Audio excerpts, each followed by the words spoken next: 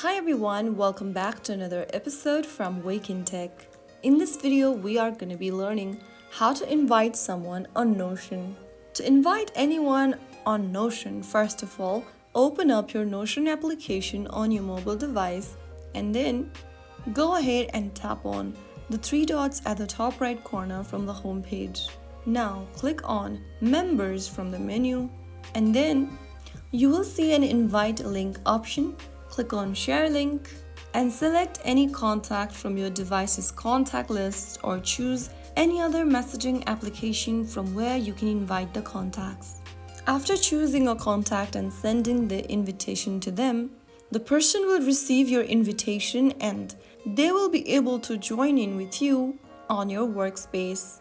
And that's how you have successfully sent an invitation to one of your friends or anyone to join in and collab with you on Notion. Once they accept, you will see their name in the shared list, and that's how you easily invite them. If you found the video helpful, don't forget to like, share, and subscribe. I'll see you in the next episode. Thank you for watching.